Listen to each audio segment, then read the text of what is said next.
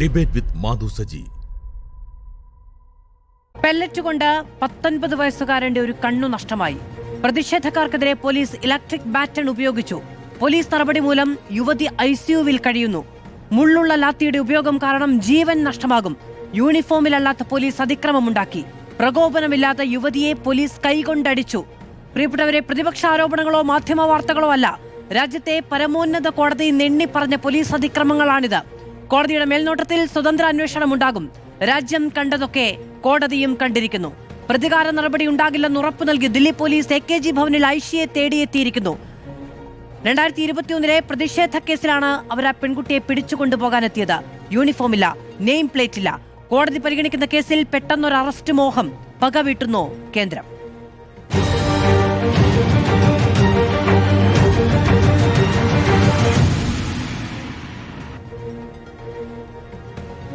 Doctor V Sivadasan MP CPM-ൽ നിന്ന്, advocate Vasant സിരേഖ് കോൺഗ്രസിൽ നിന്ന്, ശ്രീ ഷാബു പ്രസാദ് വലത് നിരീക്ഷകൻ, ഡോക്ടർ മോഹൻ വർഗീസ് രാഷ്ട്രീയ നിരീക്ഷകൻ എന്നിവർ നമ്മളോടൊപ്പം തത്സമയം ചർച്ചയിൽ.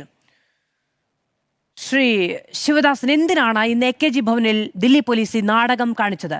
2021 കേസ് കോടതിയുടെ പരിഗണനയാണ്. കുറ്റപത്രമടക്കം സമർപ്പിച്ച കേസാണ്. അതിന് ഈ സമയത്ത് അറസ്റ്റിന് വേണ്ടി തേടിയെത്തുന്നത് ഏറ്റവും നിഷ്കളങ്കമായ പോലീസ് നടപടിയെന്ന് കരുതുന്നുവോ?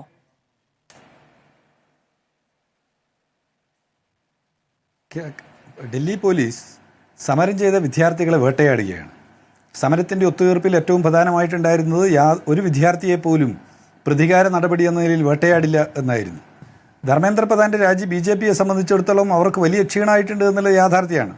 നരേന്ദ്രമോദി, ഞാൻ വലിയ ആളാണ്, എന്നെ ആർക്കും തോൽപ്പിക്കാൻ പറ്റില്ല, ഞാൻ ആരെയും വെല്ലുവിളിച്ച് നടക്കുമെന്ന് ഒക്കെ പറഞ്ഞിട്ടുള്ള നരേന്ദ്രമോദിയെയും അമിത്ഷായെയും വിദ്യാർത്ഥികൾ സമരത്തിലൂടെ പരാജയപ്പെടുത്തിയിട്ടുള്ള വിദ്യാർത്ഥികളുടെ സംഘടിത സമരത്തിൻ്റെ ഒരു ഉജ്ജ്വല അടയാളമാണ് നമ്മൾ ഡൽഹി സമരത്തിൽ കണ്ടത്. ആ സമരത്തെ അടിച്ചു തകർക്കുന്നതിന് വേണ്ടി പല മാരകായുധങ്ങളും ഡൽഹി പോലീസ് പ്രയോഗിച്ചു. അമിത്ഷായുടെ പോലീസ് പ്രയോഗിച്ചു. ഇവിടെ തന്നെ പറഞ്ഞു കഴിഞ്ഞു അവരുപയോഗിച്ച ആയുധങ്ങളെക്കുറിച്ച്. അതിൻ്റെ ഭാഗമായിട്ട് കണ്ണ് നഷ്ടപ്പെട്ട വിദ്യാർത്ഥികൾ, അതിൻ്റെ ഭാഗമായിട്ട് കാലുകൾ പൊട്ടി ആശുപത്രിയിൽ ഇപ്പോഴും കിടക്കുന്നവർ, ഇപ്പോഴും അതിഗുരുതരാവസ്ഥ തരണം ചെയ്തിട്ടില്ലാത്ത വിദ്യാർത്ഥിനി, അങ്ങനെ ഒരുപാട് ആളുകളുടെ വാർത്തകൾ നമ്മുടെ ഇടയിൽ നിൽക്കുകയാണ്. ഇതിനിടയിലാണ് അവർ വിദ്യാർത്ഥി വേട്ട ഇപ്പോഴും തുടരുന്നത്. കൽക്കട്ടയിലെ വിദ്യാർത്ഥി വേട്ടയെക്കുറിച്ച് നമ്മൾ അറിയുന്നു. മഹാരാഷ്ട്രയിൽ നിന്നുള്ള വാർത്ത കേൾക്കുന്നു. ബീഹാറിൽ വിദ്യാർത്ഥികളെ നിരവധി ഇടത്ത് നിന്ന് അറസ്റ്റ് ചെയ്യുന്നതിന് വേണ്ടി നടത്തിയിട്ടുള്ള ശ്രമങ്ങൾ അറിയുന്നു. ഒപ്പം ഡൽഹിയിൽ ആ സമരത്തിൻ്റെ നേതാവായി നിന്ന വിദ്യാർത്ഥി സമരങ്ങളുടെ പ്രധാനപ്പെട്ട ഒരു മുഖമായ SFIയുടെ അഖിലേന്ത്യാ ഭാരവാഹിയായിട്ട് ഐഷി ഘോഷിനെ AKG ഭവനിൽ കയറി വന്നിട്ട് അറസ്റ്റ് ചെയ്യുന്നതിന് വേണ്ടി ശ്രമിക്കുകയാണ്. ഐഷി ഘോഷിനെ അറസ്റ്റ് ചെയ്യുന്നതിന് നേരത്തെ എപ്പോഴോ രജിസ്റ്റർ ചെയ്തിട്ടുള്ള ഒരു കേസുണ്ടായി എന്നാണ് പറയുന്നത്. ഏതെങ്കിലും കേസിൻ്റെ പേര് പറഞ്ഞിട്ട് ഐഷി അറസ്റ്റ് ചെയ്യുക എന്ന് പറഞ്ഞാൽ എത്രമാത്രം മോശമായിട്ടുള്ളൊരു കാര്യമാണ്. അവർ വിദ്യാർത്ഥി സമരത്തിൻ്റെ നേതൃത്വത്തിലുണ്ടായിരുന്നു. ഡൽഹി പോലീസിൻ്റെ മുമ്പിലൂടെ ആണ് അവർ സമരമുദ്രാവാക്യവും വിളിച്ച് നീങ്ങിയിട്ടുള്ളത്. ഇങ്ങനെ സമരത്തിൻ്റെ മുഖമായ, സമരത്തിന് നേതൃത്വം കൊടുത്തിട്ടുള്ള വിദ്യാർത്ഥികളെ തെരഞ്ഞുപിടിച്ച് അറസ്റ്റ് ചെയ്യുക, വേട്ടയാടുക എന്നുള്ളത് BJPയുടെ ഒരു സമീപനമായിട്ട് പോവുകയാണ്. ഞങ്ങൾ ഓർമ്മപ്പെടുത്തുന്നത്, അണയാൻ പോകുമ്പോഴുള്ള ഒരു ആളിക്കത്തലുണ്ടാവും. വിദ്യാർത്ഥി വേട്ട എന്നുള്ളത് അതാണ്. RSSും BJPയും പരാജയപ്പെട്ട് നിൽക്കുന്ന ഈ സമയത്ത് അവർ വിദ്യാർത്ഥികളെയും ബഹുജനങ്ങളെയും ഭീഷണിപ്പെടുത്തുന്നതിന്, ഭയപ്പെടുത്തുന്നതിന് വേണ്ടി പോലീസിനെ ഉപയോഗപ്പെടുത്തുകയാണ്. ആ പോലീസിനെ ഉപയോഗപ്പെടുത്തിക്കൊണ്ട് ഭയപ്പെടുത്തി കഴിഞ്ഞാൽ വിദ്യാർത്ഥികൾ സമരരംഗത്ത് നിന്ന് പുറകോട്ട് പോകും. സമരത്തിൻ്റെ ഭാഗമായിട്ട് പിന്തുണ കൊടുത്തിട്ടുള്ള രക്ഷാകർത്താക്കളും അതോടൊപ്പം ബഹുജനങ്ങളും സമരത്തിന് പിന്തുണ കൊടുക്കുന്നതിൽ നിന്ന് പിൻവാങ്ങുമെന്നൊക്കെയാണ് അവർ കരുതുന്നത്. പക്ഷേ ഇന്ത്യയുടെ ചരിത്രം അറിയുന്ന ഏതൊരാൾക്കറിയാം, അങ്ങനെ പിൻവാങ്ങിപ്പോകുന്നവരല്ല വിദ്യാർത്ഥികൾ, യുവാക്കൾ, സമരം ചെയ്യുന്ന പോരാളികളായിട്ടുള്ള ആളുകൾ. അവർക്ക് ആവേശമായിട്ടുള്ളത് ഭഗത് സിംഗാണ്. അവർക്ക് ആവേശം രാജ്ഗുരുവും സുഖ്ദേവും ഉൾപ്പെടെയുള്ള പോരാളികളാണ്. സമരം ചെയ്യുന്ന വിദ്യാർത്ഥികളുടെ കൈകളിൽ നാം കണ്ടിട്ടുള്ള ഫോട്ടോ ഉണ്ട്. ഭഗത് സിംഗിൻ്റെ ഫോട്ടോ ആയിരുന്നു. രാജ്ഗുരുവിൻ്റെയും ചന്ദ്രശേഖർ ആസാദ് ഉൾപ്പെടെയുള്ള മഹാന്മാരായിട്ടുള്ള പോരാളികളുടെ ഫോട്ടോ ആയിരുന്നു. ഇത് നമ്മളോട് പറയുന്നത് ഏത് കിരാത അക്രമത്തെയും നേരിടാനുള്ള ചങ്കുറപ്പുള്ളവരാണ് ഇന്ത്യയിലെ പുരോഗമന ജനാധിപത്യവാദികളായിട്ടുള്ള വിദ്യാർത്ഥി സമൂഹം എന്നുള്ളതാണ്. അതുകൊണ്ട് അതുകൊണ്ടാണ് വാർത്തയാകുന്നതും ജോൺ ബ്രിട്ടാസ് അടക്കമുള്ളവർക്ക് ഇറങ്ങി നിന്ന് പ്രതിരോധിക്കാനും കഴിയുന്നത്. ഇതിനപ്പുറത്തേക്ക് ആ സമരത്തിന്റെ തീക്ഷ്ണത മനസ്സിലേറ്റിക്കൊണ്ട് അവിടേക്ക് വന്ന സാധാരണക്കാരായ ധാരാളം മനുഷ്യരുണ്ട്. അവരൊക്കെ രാജ്യത്തിന്റെ പല ഭാഗങ്ങളിലേക്ക് പോയിരിക്കുന്നു. ഇവരുടെയൊക്കെ ഡാറ്റ ശേഖരിക്കുകയും അവരെയൊക്കെ പേഴ്സണലായി വേട്ടയാടാനും പോലീസ് സംവിധാനം ഇറങ്ങിത്തിരിച്ചാൽ ഓരോരുത്തരെയും ചെന്ന് പ്രതിരോധിക്കാനും സംരക്ഷിക്കാനും കഴിയുമോ? വാക്കുപാലിക്കില്ല എന്ന് കേന്ദ്രത്തിന് നിർബന്ധ ബുദ്ധിയുണ്ടെങ്കിൽ എങ്ങനെ സംരക്ഷിക്കുമെന്നാണ്? ഇത് അടിയന്തരാവസ്ഥയെ അതിജീവിച്ചവരാണ് ഇന്ത്യയിലെ ജനത. അടിയന്തരാവസ്ഥയുടെ കാലത്ത് വേട്ടയാടുകളെ എല്ലാം അതിജീവിച്ചിട്ടുള്ള, അതിനെതിരായി ചെറുത്തു നിന്നിട്ടുള്ള, സ്വാതന്ത്ര്യ സമരത്തിൻ്റെ ധീര പൈതൃകമുള്ള ഇന്ത്യയിലെ സമര പോരാളികളായിട്ടുള്ള മനുഷ്യർ അപ്രഖ്യാപിത അടിയന്തരാവസ്ഥയെയും അതിജീവിക്കുക തന്നെ ചെയ്യും. ഞാനിപ്പോൾ AKG ഭവനിൽ ഇരുന്നു കൊണ്ടാണ് നിങ്ങളോട് സംസാരിച്ചു കൊണ്ടിരിക്കുന്നത്. ഇവിടെ വിദ്യാർത്ഥി പ്രവർത്തകർ പല കോണുകളിൽ നിന്നുള്ള ആളുകൾ പല ആശയവിനിമയത്തിനായി ഇവിടെ എത്തിച്ചേരാറുണ്ട്. ആ വിദ്യാർത്ഥി പ്രവർത്തകരെ അറസ്റ്റ് ചെയ്യുന്നതിന് വേണ്ടി പോലീസ് എത്തുകയാണ്. മഫ്റ്റിയിൽ അവർ വരുന്നു, വിദ്യാർത്ഥികളെ അറസ്റ്റ് ചെയ്യാൻ നോക്കുന്നു. എന്ത് നിന്ദ്യമായിട്ടുള്ള പ്രവൃത്തിയാണിത്? ഈ നിന്ദ്യമായിട്ടുള്ള പ്രവൃത്തികൾ തുടർന്ന് പോകാനാണ് നരേന്ദ്രമോദിയും സംഘവും ആഗ്രഹിക്കുന്നതെങ്കിൽ ഞങ്ങൾക്ക് ഓർമ്മപ്പെടുത്താനുള്ളത് അതൊന്നും കണ്ടിട്ട് ഭയപ്പെടുന്നവരല്ല ഇന്ത്യയിലെ ജനാധിപത്യ സമൂഹം എന്നുള്ളതാണ്. നിങ്ങൾ ഈ പ്രവൃത്തിയുമായി തുടർന്ന് ഇനിയും മുമ്പോട്ട് പോവുകയാണെങ്കിൽ അതിനെതിരായിട്ടുള്ള ബഹുജന സമരം വ്യത്യസ്ത കോണുകളിൽ നിന്ന് വ്യത്യസ്ത ഇടങ്ങളിൽ നിന്ന് വരും. ജനങ്ങൾക്ക് വേണ്ടി പ്രവർത്തിക്കുന്നവരെ സംരക്ഷിക്കാൻ ജനതയുണ്ടാവും എന്നുള്ളത് കൊണ്ട് തന്നെ ഭയക്കേണ്ടുന്ന കാര്യവുമില്ല. ഓക്കെ, ശ്രീ ഷാബു പ്രസാദ്, ഇന്നിപ്പോൾ AKG ഭവനിലേക്ക് എത്തിയ പോലീസിന് നെയിം പ്ലേറ്റ് ഇല്ല, യൂണിഫോം ഇല്ല. അവരോട് യൂണിഫോം ഇടാത്തത് എന്താണ് എന്ന് ചോദിക്കുമ്പോൾ പറയുന്നത് മഴയായതുകൊണ്ട് യൂണിഫോം ഉപേക്ഷിച്ചു എന്നതാണ്. പരിഹാസ്യമല്ലേ ശ്രീ ഷാബു പ്രസാദ്?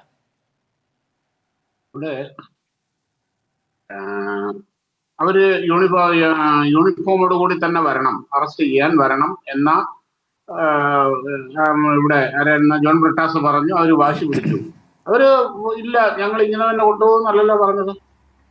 സാധാരണ ചിലപ്പോൾ പോലീസ് മഫ്റ്റിയിലും നടക്കാറുണ്ട്, മഫ്റ്റിയിലും വരാറുണ്ട്. എപ്പോഴും യൂണിഫോം ഇരിക്കും, ഡ്യൂട്ടിയിലുള്ള എപ്പോഴും യൂണിഫോമിൽ തന്നെ വേണം എന്നുള്ളതൊന്നും അങ്ങനെ നിർബന്ധമില്ല. അതായത് അവിടെ അവർക്ക് മഫ്റ്റിയിലും അവരുടെ ഡ്യൂട്ടി ചെയ്യാം. ഈ രാജ്യത്തെ നിയമമാണത്.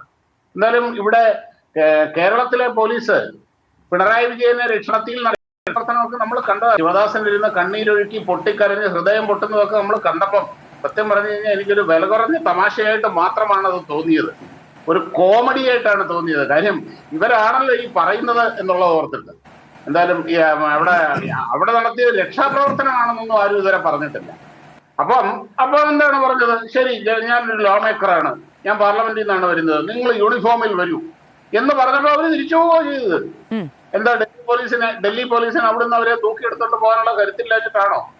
അതോ ഫാസിസം കുറച്ച് കുറഞ്ഞു പോയത് കൊണ്ടാണോ? ഇവരുദ്ദേശിക്കുന്ന ഫാസിസം ഇല്ലാഞ്ഞിട്ടാണോ? അതല്ല അവര് ചെയ്തത്. അല്ല, പിന്നെ എന്തുകൊണ്ടാണ് അവർ പിന്തിരിഞ്ഞു പോയത്? അല്ല, ശരി, അങ്ങനെ ഒരു ഡിമാൻഡ് ഉണ്ടെങ്കിൽ, അതായത് അങ്ങനെ ഒരു ഡിമാൻഡ് ഉണ്ടെങ്കിൽ അതിനെ ബഹുമാനിക്കുകയാണ് ചെയ്തത്. അതൊരു തുടർ ആരോപണമാണല്ലോ. ഇപ്പൊ ദില്ലിയിൽ ഈ വിദ്യാർത്ഥികളെ നേരിടാൻ പോകുമ്പോഴും പലർക്കും നെയിം പ്ലേറ്റ് ഇല്ല, പേര് ചോദിച്ചാൽ പറയാനില്ല. ഈ വൈറലായ വീഡിയോകളിലെ ദൃശ്യങ്ങളാണ്. യൂണിഫോം ഇല്ല, ലാത്തി ചാർജ് ചെയ്യുന്ന പോലീസിന് യൂണിഫോം ഇല്ല, അപ്പോ അറസ്റ്റ് ചെയ്യാൻ പോകുന്ന പോലീസിന് യൂണിഫോം ഇല്ല. ഇതൊരു തുടർച്ചയാണല്ലോ. പോലീസ് ഡ്യൂട്ടി ചെയ്യുമ്പോൾ എപ്പോഴും 100% യൂണിഫോം വേണമെന്ന് ഇവിടുത്തെ ഏത് നിയമമാണ് പറയുന്നത്? ഒരു നിയമത്തിലുമില്ല. അത് ഒരു നിയമത്തിലുമില്ല. അവിടെ ഐഡന്റിറ്റി കാർഡ് കയ്യിലുണ്ടായാൽ മതി, ചോദിച്ചു കഴിഞ്ഞാൽ കാണിക്കാൻ. ഐഡന്റിറ്റി കാർഡ് കയ്യിലുണ്ടായാൽ മതി. മഫ്റ്റിയിൽ പോലീസിന് ഡ്യൂട്ടി ചെയ്യാം ഈ നാട്ടില്. അതുകൊള്ളല്ലോ. പോലീസ് യൂണിഫോമിലല്ലാതെ ഡ്യൂട്ടിയിൽ പുറത്തിറങ്ങാൻ പാടില്ല എന്ന് പറഞ്ഞു കഴിഞ്ഞാൽ വീടിന് പുറത്തിറങ്ങാൻ പാടില്ല എന്നൊന്നും പറഞ്ഞില്ല. ഒരു അറസ്റ്റ് നടപടിയിലേക്ക് കടക്കുകയാണ് പോലീസ്. അല്ല, ശരിയാണ്, അങ്ങ് പറയുന്നത് ശരിയാണ്. പോലീസ് എന്ന് പറയുന്നത് ഫുൾ ടൈം ഡ്യൂട്ടി എന്ന് തന്നെയാണ് അവരുടെ ഡ്യൂട്ടിയെ വിവക്ഷിച്ചിട്ടുള്ളത്. പക്ഷെ ഇതൊരു അറസ്റ്റ് നടപടിയാണ്, കൃത്യമായി വന്നതാണ്. ശരി, ഇനി കോടതിയുടെ കൈവശമുള്ള, കോടതിയിൽ വിചാരണയടക്കം നടക്കാനിരിക്കുന്ന ഒരു കേസാണ്. അതിന്റെ കുറ്റപത്രം അടക്കം സമർപ്പിച്ചിരിക്കുന്നതാണ്. 2021 കേസാണ്. പെട്ടെന്ന് എവിടെ നിന്നാണ് ഈ അറസ്റ്റ് മോഹം ഉണ്ടായിരിക്കുന്നത്? നിയമ നടപടിയിലൂടെ അല്ലാതെ എവിടെ നടന്നിട്ടുണ്ടോ? അവര് വാറണ്ട് വേണ്ടാണ് വന്നത്. അവര് വാറണ്ട് വേണ്ട. ഇപ്പൊ ഇവരിവിടെ കിടന്ന് അലറി വിളിക്കുന്നു. നോട്ടീസ് അടക്കം ചോദിച്ചു. ഈ കോടതിയിൽ ഹാജരാകാതിരുന്നതുമായി ബന്ധപ്പെട്ട് എന്തെങ്കിലും ഒരു നോട്ടീസ് ഉണ്ടോ എന്ന് ചോദിച്ചപ്പോൾ അവരുടെ കൈവശം ഇല്ല സാർ, അതുകൊണ്ടാണ് തിരിച്ചു പോകേണ്ടി വന്നത്. തിരുവനന്തപുരത്തെ സുഗതനെ കോടതിയുടെ പരിഗണനയിൽ തിങ്കളാഴ്ച കോടതി പരിഗണിക്കാതിരിക്കുന്ന കേസിലല്ലേ ഇവര് അർദ്ധരാത്രി ആകാശത്തേക്ക് വെടിവെച്ച് ഭീകരാന്തരീക്ഷം സൃഷ്ടിച്ച് അറസ്റ്റ് ചെയ്തോണ്ട് പോയത്? ഇതൊക്കെ ഈ നാട്ടിലുള്ള, അതിനൊന്നും നമുക്ക് പ്രശ്നമില്ല. നമ്മുടെ കൺമുമ്പ് നടന്ന കാര്യം. സുഗതൻ കാപ്പ കേസ് പ്രതിയാണ്. ഏത് സമയത്ത് വേണമെങ്കിലും പോലീസിന് കസ്റ്റഡിയിലെടുക്കാം. ഐഷിഘോഷിനെതിരെയുള്ള കേസിൽ ഐഷിഘോഷിനെതിരെ കാപ്പയടക്കമുള്ള കാപ്പ കേരളത്തിൽ മാത്രം ചുമത്താൻ പറ്റുന്നതാണ്. അങ്ങനെ എന്തെങ്കിലും തരത്തിലുള്ള കേസുകളുണ്ടോ? 2021 കേസ്, അത് കോടതിയുടെ പരിഗണനയിലുള്ള കേസാണ്. അത് അല്ല, മാത്രമല്ല അതിൽ ഹാജരാകാതിരുന്നതുമായി ബന്ധപ്പെട്ട് വാറന്റ് പുറത്തില്ല, എന്തെങ്കിലും കോടതിയുടെ നോട്ടീസ് ഇല്ല. കപ്പയാണോ മാങ്ങയാണോ മീനാണോ എന്നുള്ളതൊക്കെ അവിടെ നിൽക്കട്ടെ. പോലീസ് ഇതൊക്കെ നിയമമാണ്. നിയമം കപ്പയും മാങ്ങയും ഒക്കെ ആയി തോന്നുന്നത് നമ്മുടെ ആരുടെയും കുറ്റമല്ല. അവിടെ നിയമമാണോ? ഇനി അവിടെ നിയമവിരുദ്ധത ഉണ്ടെങ്കിൽ അവർക്ക് നിയമ നടപടികൾ സ്വീകരിക്കാം. ഞങ്ങൾ അനാവശ്യമായി അറസ്റ്റ് ചെയ്തുകൊണ്ട് പോകുന്നു എന്ന് പറഞ്ഞ് ഇതേ കോടതിയെ അവർക്ക് സമീപിക്കാം. ആ കോടതി തന്നെയല്ലേ ഇന്ന് പറഞ്ഞിരിക്കുന്നത്. അതായത് സമരത്തിൽ പങ്കെടുത്ത, അതായത് ക്രിമിനൽ പശ്ചാത്തലം ഇല്ലാത്ത സമരത്തിൽ പങ്കെടുത്ത വിദ്യാർത്ഥികളെ വിടണം. ഇവിടെ ക്രിമിനൽ ആക്ടിവിറ്റീസ് പബ്ലിക് ന്യൂസൻസ് അല്ല, അവിടെ പൊതുമുതൽ കത്തിക്കുക, പൊതുമുതൽ നശിപ്പിക്കുക, ആ രീതിയിലുള്ള അക്രമങ്ങൾ നടത്തിയവർക്കെതിരെ നിയമ നടപടികൾ തുടരാം. ഇതും കോടതി തന്നെയാണ് പറഞ്ഞേക്കുന്നത്. അല്ല, ഐഷി ഘോഷിനെതിരെ ഈ സമരവുമായി ബന്ധപ്പെട്ട് പൊതുമുതൽ നശിപ്പിച്ചതുമായി ബന്ധപ്പെട്ട കേസിലല്ല അറസ്റ്റ്. 2021 അവർ ഈ പറയുന്ന ഈ ഡൽഹിയിൽ തന്നെ മറ്റെവിടെയോ ഉണ്ടായ, ഞാൻ വിചാരിക്കുന്നത് ബംഗ്ലയിലോ മറ്റോ ആണ്, അവിടെ നടത്തിയ ഒരു പ്രതിഷേധവുമായി ബന്ധപ്പെട്ട കേസാണ്. അവിടെ അതിന്റെ പേരിലാണ്, ബംഗ്ലാ ഭവന് മുന്നിൽ നടത്തിയ പ്രതിഷേധത്തിന്റെ പേരിലാണ് ഈ 5 വർഷക്കാലത്തിന് ശേഷം കോടതി പരിഗണിക്കുന്ന ഒരു കേസിൽ അറസ്റ്റിന് വന്നിരിക്കുന്നത്. നിയമവിരുദ്ധമാണെങ്കിൽ ഇവർ തന്നെ കോടതിയെ സമീപിക്കട്ടെ. അല്ല, നിയമവിരുദ്ധമായതുകൊണ്ടാണ് ഈ ചോദ്യങ്ങൾക്ക് മറുപടി ഇല്ലാതെ ദില്ലി പോലീസ് അങ്ങ് നേരത്തെ പറഞ്ഞ പോലെ മൂപ്പ് കുറവായതുകൊണ്ടല്ല തിരിച്ചു പോയത്, ഗ്രൗണ്ട്സ് ഇല്ലാത്തത് കൊണ്ടാണ്. യൂണിഫോം എന്ന ഒരു ഫാക്ട് ശരി, അത് അംഗീകരിക്കുന്നു എന്ന് പറഞ്ഞിട്ടാണ് അവർ തിരിച്ചു പോയത്. അല്ലെങ്കിൽ ഇപ്പൊ എന്താണ് അവർക്ക് അങ്ങനെ പ്രതിരോധമില്ലാതിരുന്നുവെങ്കിൽ ഇപ്പോ CPM പറയുന്നത് സോനം വാങ്ചുക്കിനെ തട്ടിക്കൊണ്ടുപോയതുപോലെ തട്ടിക്കൊണ്ടുപോകാനുള്ള ശ്രമം ഉണ്ടായി എന്നതാണ്. അതൊക്കെ ഇവർക്ക് പറയാം എന്നുള്ളതല്ലാതെ അങ്ങനെ ആളുകൾക്ക് പറയാൻ തക്ക വിധം നിയമത്തെ മതിക്കാതിരിക്കുന്നവരെയാണ് പോലീസ് എന്ന് നമുക്ക് വിളിക്കേണ്ടി വരുന്നത്. ശരി, ഞാൻ അങ്ങേലേക്ക് വരാം. ശ്രീ അഡ്വക്കേറ്റ് വസന്ത് സരേഖ, അങ്ങേക്ക് കേൾക്കാമോ? അഡ്വക്കേറ്റ് വസന്ത് സരേഖ, ഇപ്പോ കേന്ദ്രത്തിനെതിരെ ഉണ്ടാകുന്ന ഏറ്റവും വലിയ വിമർശനം എന്ന് പറയുന്നത് വിദ്യാർത്ഥികൾക്കെതിരെ, ഈ പ്രതിഷേധക്കാരായ വിദ്യാർത്ഥികൾക്കെതിരെ എടുത്ത കേസുകൾ പിൻവലിക്കുന്നില്ല, വീണ്ടും പ്രതികാര നടപടികൾ ഉണ്ടാകുന്നു തുടങ്ങിയ കാര്യങ്ങളാണ്. അഡ്വക്കേറ്റ് വസന്ത് സരേഖ, കേരളത്തിൽ പ്രതിഷേധങ്ങളുണ്ടായി. കേരളത്തിൽ ഇപ്പോൾ റാപ്പർ വേടന്റെ മാനേജർക്കും കണ്ടാൽ അറിയാവുന്ന 90 പേർക്കെതിരെയും കേസെടുത്തു. ആ കേസ് പിൻവലിച്ചിട്ടില്ല. ഈ TG മോഹൻദാസ് എന്ന് പറയുന്ന ആൾ വിദ്വേഷകരമായ പരാമർശങ്ങൾ നടത്തി. നിരവധി പരാതികളുണ്ട്. SFI പരാതി നൽകിയിട്ടുണ്ട്, യൂത്ത് കോൺഗ്രസ് പരാതി നൽകിയിട്ടുണ്ടെന്നാണ് ഞാൻ വിചാരിക്കുന്നത്. അങ്ങേക്ക് വേണമെങ്കിൽ തിരുത്താം. കേസെടുത്തിട്ടില്ല, എന്തുകൊണ്ടാണ് സർ? അല്ല, അതിന് ഉത്തരം പറയാം. അതിനു മുമ്പ് ശ്രീ ഷാവു പ്രസാദിൻ്റെ ഒരു തെറ്റിദ്ധാരണ തിരുത്താം. DK Basu versus west Bengal, state of west Bengal കേസിൽ വളരെ കൃത്യമായി സുപ്രീം കോടതി അറസ്റ്റ് ചെയ്യാൻ പോകുന്ന പോലീസ് ഉദ്യോഗസ്ഥൻ്റെ അപ്പിയറൻസുമായി ബന്ധപ്പെട്ട് വളരെ കൃത്യമായ ഗൈഡ് ലൈൻസ് ഏതാണ്ട് 465 പേജ് വരുന്ന ഓർഡറിൽ വ്യക്തമാക്കുന്നുണ്ട്. അങ്ങ് പറയുന്നത് പോലെ ഈ പറയുന്ന uniform, police uniform is not a mandatory. പക്ഷേ ഒരു പ്രശ്നമുണ്ട്. പോലീസ് യൂണിഫോമിലല്ല അറസ്റ്റ് ചെയ്യാൻ പോകുന്ന ഉദ്യോഗസ്ഥനുള്ളെങ്കിൽ, നോൺ കോഗ്നിസബിൾ ഒഫൻസ് ആണെങ്കിൽ സ്വാഭാവികമായി അദ്ദേഹത്തിൻ്റെ ഐഡൻറ്റിറ്റി വിസിബിൾ ആകുന്ന രീതിയിൽ പ്രദർശിപ്പിക്കണം. അതിപ്പോൾ കളർ ഡ്രസ് ഇടാം, ടീഷർട്ട് ഇടാം, ഷർട്ട് ഇടാം, പക്ഷേ അദ്ദേഹത്തിൻ്റെ ഐഡൻറ്റിറ്റി വിസിബിളായ രീതിയിൽ പ്രദർശിപ്പിക്കണം. അതിവിടെ പിൻ ചെയ്തിട്ടിരിക്കണം എന്നുള്ളതാണ് കോടതിയുടെ അടക്കം നിർദ്ദേശം. പിന്നീട് പോലീസ് ആക്റ്റും ഒക്കെ അതിനെ കൃത്യമായി പറയുന്നുണ്ട്. ദില്ലി പോലീസ് ആക്ട് അങ്ങ് എടുത്തു നോക്കിയാൽ അതിലും കൃത്യമായി പറയുന്നുണ്ട്. ഇവിടെ വന്ന, അതായത് ഈ ഇവിടെ അറസ്റ്റുമായി ബന്ധപ്പെട്ട് വന്ന പോലീസ് ഉദ്യോഗസ്ഥനോ ആ ഐഡൻറ്റിറ്റി കാർഡ് കാണിക്കാൻ തയ്യാറായില്ല എന്നുള്ളതാണ് പ്രധാനപ്പെട്ട വിഷയം. ദില്ലി പോലീസ് അനുവർത്തിച്ചു വരുന്ന അറസ്റ്റ് നടപടി കഴിഞ്ഞ കുറേ ദിവസങ്ങളായി ഇത് തന്നെയാണ്. ഇപ്പോൾ നേരത്തെ അങ്ങ് സൂചിപ്പിച്ച സോനം വാങ്ചുക്കിനെ ചൈനയിലൊക്കെ അറസ്റ്റ് ചെയ്യുന്നത് പോലെ ഒരു വെള്ളത്തുണി പുതപ്പിച്ച് അദ്ദേഹത്തിൻ്റെ മുഖത്ത് നിന്ന് ഒരു എക്സ്പ്രഷൻ പോലും പിറ്റേ ദിവസത്തെ പത്രങ്ങളിലോ വാരാന്ത്യ മീഡിയകളിലോ അല്ലെങ്കിൽ ഏതെങ്കിലും ഒരു സോഷ്യൽ മീഡിയ പ്ലാറ്റ്ഫോമിലോ പോലും വരാൻ പാടില്ല എന്ന വാശിയുണ്ടായിരുന്നു ദില്ലി പോലീസിന്. ചില സംസ്കാരങ്ങളിലൊക്കെ കബറടക്കാൻ കൊണ്ടുപോകുന്നത് പോലെ വെള്ളത്തുണി പുതപ്പിച്ച് സോനം വാങ്ചുക്കിൻ്റെ സമരത്തെ അങ്ങ് കബറടക്കി കളഞ്ഞേക്കാമെന്ന് നിങ്ങൾ തീരുമാനിച്ചെടുത്താണ്, അല്ലെങ്കിൽ ദില്ലി പോലീസും അതിൻ്റെ ഏമാനും തീരുമാനിച്ചെടുത്താണ്. ആ കബറടക്കമല്ല, കരണത്തടിയാണ് കേന്ദ്ര സർക്കാർ നൽകാൻ പോകുന്നത് എന്ന് അവിടുത്തെ വിദ്യാർത്ഥികൾ തീരുമാനിക്കുന്നത്. നോക്കൂ, ഞങ്ങൾ വളരെ കൃത്യമായി ഈ വിഷയത്തിൽ സ്റ്റാൻഡ് എടുത്തിട്ടുണ്ട്, നിലപാടെടുത്തിട്ടുണ്ട്. വേടൻ്റെ കാര്യത്തിൽ നേരത്തെ ഈ പറയുന്ന അവിടെ അങ്ങനെ ഒരു പരിപാടി സംഘടിപ്പിക്കുന്നതുമായി ബന്ധപ്പെട്ട് പോലീസിൽ നിന്ന് എടുക്കേണ്ടതായിട്ടുള്ള സാങ്ഷൻ ഉണ്ട്. ആ സാങ്ഷൻ ആ പരിപാടിയുടെ സംഘാടകർ എടുത്തിട്ടില്ല എന്നുള്ളതാണ് വിഷയം. അത് പരിഹരിക്കപ്പെടാവുന്നതുമാണ്. പിന്നെ രണ്ടാമത്, പ്രതിപക്ഷ നേതാവടക്കം പ്രധാനമന്ത്രിയുടെ വസതിയിലേക്ക് പോയത് ഈ പ്രതിഷേധത്തിൽ നിയമം നീതിയുക്തമല്ല എങ്കിൽ അത് ലംഘിക്കണം എന്നുള്ളതാണല്ലോ കോൺഗ്രസിന്റെ നിലപാട്. അല്ലല്ലോ, ഇവിടെ കേരളത്തിൽ അങ്ങനെ ഒരു പ്രശ്നമില്ലല്ലോ. കേരളത്തിലെ പോലീസോ ഭരണകൂടമോ ഈ പ്രതിഷേധക്കാരെ കൈകാര്യം ചെയ്ത് കളഞ്ഞേക്കാം എന്ന രീതിയിൽ നിൽക്കുന്നവരല്ലല്ലോ. ഞാൻ നേരത്തെ സൂചിപ്പിച്ചതുപോലെ മുഖത്ത് വെള്ളത്തുണിയിട്ട് കബറടക്കാൻ വേണ്ടി ആർത്തിയോടുകൂടി നിൽക്കുന്നവരല്ലല്ലോ. നമ്മൾ ദില്ലി സമരത്തിൽ കണ്ടതുപോലെ സ്ത്രീകളായിട്ടുള്ള ഗേൾസ് ആയിട്ടുള്ള സ്റ്റുഡൻസിൻ്റെ പിറകു ഭാഗത്ത് ഈ ലാത്തി കൊണ്ട് അടിക്കാൻ നിൽക്കുന്ന 70 വയസ്സുള്ള സംഘ് പരിവാർ ഗൂൺസ് അല്ലല്ലോ ഇവിടുത്തെ പോലീസ്. ഇവിടുത്തെ പോലീസ് ആ സമരങ്ങളോട് സമചിത്തത പാലിക്കുന്നവരാണ്. ഞാനും പറഞ്ഞിട്ടില്ല. കേസ് പിൻവലിക്കുന്നതുമായി ബന്ധപ്പെട്ട നടപടികൾ എങ്ങനെ എന്നതാണ് എന്റെ ഒന്നാമത്തെ ചോദ്യം. അല്ല മാധു, ഞാൻ പറഞ്ഞു അതിലൊരു ടെക്നിക്കൽ ഇഷ്യൂ ആണ്. ആ ടെക്നിക്കൽ ഇഷ്യൂവിന്റെ പുറത്താണ് കേസുള്ളത്. അത് പരിഹരിക്കപ്പെട്ട് തന്നെ മുമ്പോട്ട് പോകും. പിന്നെ രണ്ടാമത് അങ്ങ് സൂചിപ്പിച്ച ശ്രീ മോഹൻദാസിന്റെ വിഷലിപ്തമായിട്ടുള്ള പ്രസ്താവന, അതുമായി ബന്ധപ്പെട്ട് കേരളത്തിന്റെ ആഭ്യന്തര വകുപ്പ് മന്ത്രി ശ്രീ രമേശ് ചെന്നിത്തല നേരിട്ട് നൽകിയ ഡയറക്ഷന്റെ പുറത്താണ് കേരള പോലീസ് അതിൽ അന്വേഷണം ആരംഭിച്ചിരിക്കുന്നത്. അതിൽ കൃത്യമായ നടപടി ഉണ്ടാവും. ഈ കഴിഞ്ഞ കാലങ്ങളിൽ ഇവിടെ നിന്ന് ഒരാളെ അങ്ങോട്ട് പറഞ്ഞു വിട്ട് അവിടെ നിന്ന് ഇന്ത്യയുടെ അവൈലബിൾ ആയ തരത്തിൽ ഈ കേരളത്തിലെ സൈബർ പോലീസിന് ഒന്ന് ഓടിച്ചു നോക്കിയാൽ കാണാൻ പറ്റുന്ന തരത്തിൽ അതിൽ ഇനി എന്ത് അന്വേഷണമാണ് കേസെടുക്കുന്നതിന് മുൻപ് വേണ്ടത്? മാധു, ഈ നമ്മുടെ ADGP അജിത് കുമാറുമായി ബന്ധപ്പെട്ട ഒരു ചർച്ചയിൽ ഇതുപോലെ ഇരുന്നപ്പോൾ അന്നത്തെ അവതാരകൻ എന്നോട് ചോദിച്ചു, എന്താണ് നിങ്ങളുടെ പോലീസ്, നിങ്ങളുടെ സർക്കാർ എന്താണ് ഇത്ര വൈകുന്നത് എന്ന്. അന്ന് ഞാൻ പറഞ്ഞൊരു കാര്യമുണ്ട്, പൂട്ടുമ്പോൾ നമ്മൾ മണിച്ചിത്ര താഴിട്ട് പൂട്ടണം.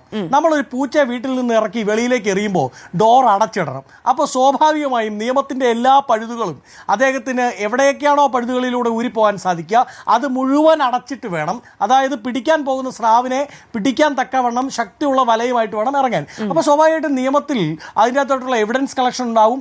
കോടതിയിൽ ആ കേസ് നിലനിൽക്കാൻ ആവശ്യമായിട്ടുള്ള അന്വേഷണ റിപ്പോർട്ട് ഉണ്ടാവേണ്ടതായിട്ടുണ്ട്. അതാണ് പോലീസ് നടത്തുന്നത്.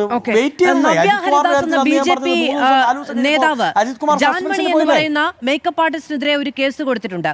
ആ കേസിൽ ഇന്ന് ഉച്ചയ്ക്ക് ആ കേസ് പരാതി കൊടുത്തതിൽ കേസ് രജിസ്റ്റർ ചെയ്തിട്ടുമുണ്ട്. പൂട്ടണ്ടെന്ന് വിചാരിച്ചിട്ടായിരിക്കും അല്ലേ? അല്ലല്ലോ, ഈ പറയുന്ന മോഹൻദാസിന്റെ കേസിൽ FIR ഇട്ടിട്ടുണ്ടെന്ന് തന്നെയാണ് ഞാൻ മനസ്സിലാക്കുന്നത്. അതുമായി ബന്ധപ്പെട്ട് അങ്ങ് സൂചിപ്പിച്ച പോലെ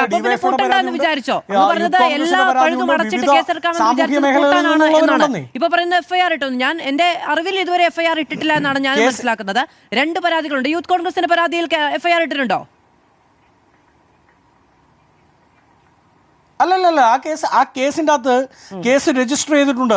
PDP ഉണ്ടല്ലോ, ആ കേസിന്റെ അകത്ത് FIR ഓൾറെഡി രജിസ്റ്റർ ചെയ്തിട്ടുണ്ട്. കേരളത്തിന്റെ പോലീസ് ആ അന്വേഷണവുമായി മുമ്പോട്ട് പോവുകയാണ്. ഞങ്ങൾക്ക് അതാണ് മാധു ഞാൻ നേരത്തെ പറഞ്ഞത്, ഞങ്ങൾക്ക് ഏതായാലും ഈ പറയുന്ന അജിത് കുമാറിനെ അങ്ങോട്ട് വിട്ട് ദത്താത്രേയ ഹൊസബിളെ ഇങ്ങോട്ട് വിട്ട് നടുക്കൊരിടത്തിരുന്ന് കൈയും കൊടുത്ത് മച്ചാ സെറ്റിൽമെന്റ് നടത്തുന്ന പരിപാടി ഈ സർക്കാരിന് ഉണ്ടാവില്ല. സംഘ് പരിവാരുമായി അവരുടെ പോളിസികളുമായി അവരുടെ നേതാക്കളുമായി കേസെടുത്തിട്ടില്ല. യൂത്ത് കോൺഗ്രസിന്റെ പരാതിയിൽ കേസെടുത്തു എന്ന വിവരം ഈ നിമിഷവും എനിക്കില്ല.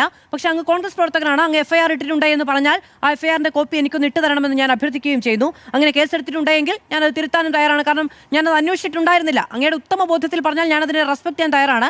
SFIയുടെ പരാതിയിൽ കേസെടുത്തില്ല, യൂത്ത് കോൺഗ്രസിന്റെ പരാതിയിൽ FIR ഇട്ടിട്ടുണ്ടെങ്കിൽ അങ്ങനെ എനിക്കൊന്ന് അയച്ചു തരികയും വേണം. ശരി, അപ്പോ ജാൻമണിക്കെതിരായി ഏറ്റവും പെട്ടെന്ന് കേസെടുക്കാൻ കഴിഞ്ഞത് അവർക്ക് അവരെ പൂട്ടണ്ട എന്ന് വിചാരിച്ചിട്ടും ഓക്കെ മോഹൻദാസിനെ പൂട്ടണം എന്ന് വിചാരിച്ചത് കൊണ്ട് കേസെടുത്തില്ല എന്നാണ് ആദ്യം പറഞ്ഞത്. ഇപ്പോൾ പറയുന്നു കേസെടുത്തു എന്ന്. അപ്പോൾ ഇനി പൂട്ടണ്ടെന്ന് വിചാരിച്ചതാണോ എന്ന് എനിക്കറിയില്ല.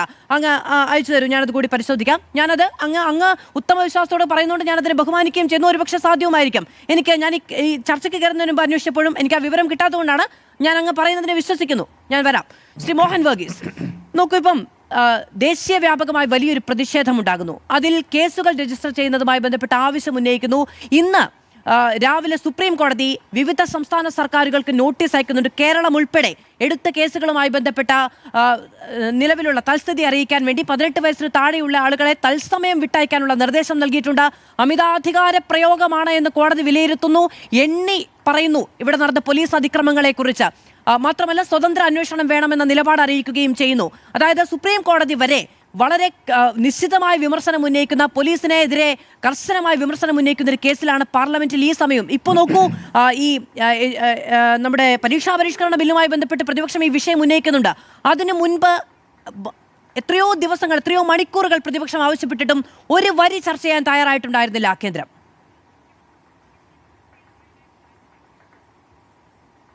മധു, അങ്ങനെ അവസാനം ഇന്ത്യയുടെ പരമോന്നത കോടതിക്ക് ചെവി ഉണ്ടായിരിക്കുന്നു, കണ്ണുണ്ടായിരിക്കുന്നു. കണ്ണ് തുറന്ന് കാണാനും ചെവി തുറന്ന് കേൾക്കാനും തയ്യാറായിരിക്കുന്നു. ഇതൊന്നും തങ്ങളുടെ പരിഗണനാ വിഷയമല്ല. ദൃശ്യങ്ങൾ, ഈ അക്രമം നടത്തുന്ന ദൃശ്യങ്ങൾ തങ്ങൾക്ക് ബാധകമല്ല, ഇതൊന്നും കാണാൻ സമയം കളയാൻ ഞങ്ങൾക്കില്ല എന്ന് പറഞ്ഞ അതേ ന്യായാധിപനാണ് അല്ലെങ്കിൽ ബെഞ്ചാണ് ഇപ്പോൾ പറഞ്ഞിരിക്കുന്നത് സംസ്ഥാനങ്ങൾക്ക് നോട്ടീസ് അയച്ചിരിക്കുന്നു. ഓരോരോ അക്രമ സംഭവങ്ങളും പ്രത്യേകമായി അന്വേഷിക്കണം. അതിന് കോടതിയുടെ മേൽനോട്ടത്തിലുള്ള അന്വേഷണ സംഘത്തെ ചുമതലപ്പെടുത്തുകയാണ്. കോടതിയുടെ മേൽനോട്ടത്തിലായിരിക്കും ഇവിടെ നടന്ന CJP പ്രക്ഷോഭത്തിന് നേരെ നടന്ന അടിച്ചമർത്തലുകൾ അല്ലെങ്കിൽ പോലീസ് അട്രോസിറ്റീസ് എന്ന് പറയുമ്പോൾ ഇവിടെ നിയമവാഴ്ച ഉറപ്പാക്കാൻ കോടതി ആത്മാർത്ഥമായി ഒരു ശ്രമം നടത്തുന്നു എന്ന് തോന്നാം. അത് ശരിയുമാണ്. യഥാർത്ഥത്തിൽ നോക്കൂ, ഈ കോക്രോച്ച് ജനതാ പാർട്ടി എന്ന ഒരു പ്രതിഷേധ ഒരു സമൂഹം അല്ലെങ്കിൽ ഒരു സോഷ്യൽ നെറ്റ്വർക്കിംഗ് അല്ലെങ്കിൽ സോഷ്യൽ കൂട്ടായ്മ, സാമൂഹിക കൂട്ടായ്മ രംഗത്ത് വന്നത് തന്നെ ഒരു വിശാല അർത്ഥത്തിൽ സിസ്റ്റത്തിൽ സംഭവിച്ചുകൊണ്ടിരിക്കുന്ന ഒരു പാളിച്ച, അത് എക്സിക്യൂട്ടീവ് തലത്തിലും ലെജിസ്ലേറ്റീവ് തലത്തിലും ജുഡീഷ്യൽ തലത്തിലും സംഭവിച്ചുകൊണ്ടിരിക്കുന്ന പോരായ്മകളെ ജനമധ്യത്തിൽ തുറന്നു കാട്ടാനും അങ്ങനെ ഒരു ഭയരഹിതമായ ഒരു തലമുറയെ കൊണ്ടുവരിക, ആ ഒരു ശബ്ദം കേൾപ്പിക്കുക, രാജ്യത്തെ ഒരു ഭയരഹിത തലമുറയുടെ, അതായത് ജൻസി തലമുറയുടെ ശബ്ദം വ്യക്തമായി കേൾപ്പിക്കുക. അതിൽ CJP വിജയിച്ചു. അതിൽ യാതൊരു സംശയവുമില്ല. വിമർശിക്കുന്നവർ പോലും പറയില്ല CJPയുടെ വിജയമാണ് ഇതെന്ന് പറയില്ല, വിജയമല്ല എന്ന് ഒരിക്കലും പറയില്ല. അപ്പം ഇവിടെ ഉയരുന്നത് ഒരു ചിത്രമുണ്ട്, ഒരു ലാർജർ പിക്ചറുണ്ട്. അത് കാണാതെ പോകരുത് ശ്രീമതി മാധു. അതായത് ഒരു പുതിയ ഇക്കോസിസ്റ്റം ഡെവലപ്പ് ചെയ്യുകയാണ് ഇന്ത്യയിൽ. ഒരു രാഷ്ട്രീയ ഇക്കോസിസ്റ്റം ഡെവലപ്പ് ചെയ്യുകയാണ്. പൊതുവേ നമ്മൾ പറയും അരാഷ്ട്രീയ കൂട്ടായ്മയാണ് CJP അല്ലെങ്കിൽ അരാഷ്ട്രീയ കൂട്ടായ്മയാണ് ഈ പാറ്റാക്കൂട്ടം. അല്ല, വ്യക്തമായ രാഷ്ട്രീയം അവർക്കുണ്ട്. അംബേദ്കറൈറ്റ് പൊളിറ്റിക്സിൻ്റെ ഒരു സ്ഫുലിംഗം അവിടെ ഞാൻ കണ്ടു. അതുപോലെ തന്നെ അവിടെ ഉയർന്ന മുദ്രാവാക്യങ്ങൾ, ഒരു ജാതിയുമില്ല, ഒരു മതവുമില്ല. ജാതിക്കും മതത്തിനും വംശത്തിനും വർണ്ണത്തിനും ഭാഷയ്ക്കും അതീതമായി ഉയരുന്ന ഒരു നവദേശീയതയുണ്ട്, ഒരു പുതിയ ദേശീയതയുണ്ട്. അത് BJP കാണുന്ന തരത്തിലുള്ള ദേശീയതയല്ല, കോൺഗ്രസ് മുന്നോട്ട് വെച്ച ദേശീയതയല്ല. യുവജനങ്ങൾ കാണുന്ന ഒരു യഥാർത്ഥ ഇന്ത്യയുണ്ട്. ആ ശബ്ദമാണ്. ആ ശബ്ദത്തെ അടിച്ചമർത്താൻ സർക്കാർ ഉപയോഗിച്ച മാർഗങ്ങൾ അത് സ്വാഭാവികമാണ്. ഇതൊരു ഐഡിയോളജിക്കൽ ടേൺ അതിനുണ്ടായിരിക്കുന്നു. അതിനൊരു ലീഡർഷിപ്പില്ല, കൃത്യമായ ലീഡർഷിപ്പില്ല, ചിതർ നിൽക്കുന്ന ലീഡർഷിപ്പാണ്, സംഘടനാ സംവിധാനമില്ല. പക്ഷേ അതിൽ ഇടത് കക്ഷികൾ പങ്കാളികളാണ്. അതിൽ ഐസ, ഓൾ ഇന്ത്യ സ്റ്റുഡൻസ് അസോസിയേഷൻ, JNUവിലൊക്കെ വളരെ സജീവമായ CPI-MLന്റെ വിദ്യാർത്ഥി പ്രസ്ഥാനമായ ഐസ വളരെ സജീവമാണ്. ഐസയുടെ പ്രവർത്തകൻ തന്നെ ആയിരുന്നു എന്നാണ് ഞാൻ മനസ്സിലാക്കുന്നത്. ഐഷി ഘോഷ് ഇപ്പോൾ SFIയുടെ നേതാവാണ്. അപ്പോൾ ഐഷി ഘോഷ് ഉൾപ്പെടെയുള്ള ആളുകൾ നിരാഹാരത്തിൽ ഉൾപ്പെടെ പങ്കെടുത്ത ഒരു ചിത്രമുണ്ട്. അപ്പം അവിടെ യഥാർത്ഥത്തിൽ ഇടത് കക്ഷികൾ സജീവമായിരുന്നു. AISF CPIയുടെ വിദ്യാർത്ഥി സംഘടന സജീവമായിരുന്നു.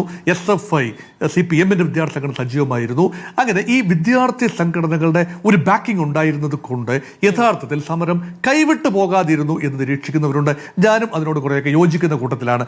ഒരു വെറും അനോമിക് ഫിനോമിനൻ ആഴ്ചകളോടെ 36 ദിവസം അക്രമത്തിലേക്ക് തിരിയാതെ അല്ലെ സാമാന്യം ചിട്ടയായി കാര്യമായ പേരുദോഷം ഉണ്ടാക്കാതെ തന്നെ ചെറിയ സംഭവങ്ങളൊക്കെ ഉണ്ടായിട്ടുണ്ട്. ചെറിയ മൽപ്പിടുത്തങ്ങളോ ചെറിയ അസഭ്യവർഷങ്ങളോ ഒക്കെ ഉണ്ടായിട്ടുണ്ട്. അതൊക്കെ ഇത്രയും ആളുകൾ കൂടുമ്പോൾ, 10,000-കണക്കിന് പേര് തടിച്ചു കൂടുമ്പോൾ, ഒരു ചെറിയ സ്ഥലത്ത് തടിച്ചു കൂടുമ്പോൾ അനിവാര്യമായി ഉണ്ടാകുന്ന കാര്യങ്ങൾക്ക് ഉപരിയായി കൈവിട്ടു പോയ ഒരു പ്രക്ഷോഭമല്ലായിരുന്നു അത്. അതിനെ നേരിട്ട രീതി സുപ്രീം കോടതി കണ്ടിരിക്കുന്നു. രാജ്യം ക്യാമറ കണ്ണുകളിലൂടെ കണ്ടത്, മാധ്യമങ്ങൾ രാജ്യത്തിന് മുമ്പേ അല്ലെങ്കിൽ നവമാധ്യമങ്ങളിലൂടെയൊക്കെ വെളിയിൽ വന്ന ചിത്രങ്ങൾ ഉൾപ്പെടെ പരിഗണിക്കണമെന്നും അത് ജീവിക്കുന്ന ചിത്രങ്ങളാണെന്നും ആ ചിത്രങ്ങൾ നൽകുന്ന ആ സന്ദേശം വളരെ നെഗറ്റീവാണ്. നിയമവാഴ്ചക്ക് ചേരുന്ന സന്ദേശമല്ല. അമിത അധികാര പ്രയോഗം പോലീസിന്റെ ഭാഗത്ത് ഉണ്ടായിരിക്കുന്നു എന്ന നിരീക്ഷണം കോടതിയുടെ ഭാഗത്തുണ്ടായിട്ടുണ്ട്. അതുകൊണ്ടാണ് ഇത് കേന്ദ്രം മാത്രമല്ല സംസ്ഥാനങ്ങൾക്ക് നോട്ടീസ് അയച്ചിരിക്കുകയാണ്. സംസ്ഥാനങ്ങളിൽ നടക്കുന്ന ചില ഉറപ്പുകൾ പാലിക്കപ്പെടേണ്ടതല്ലേ മാധു?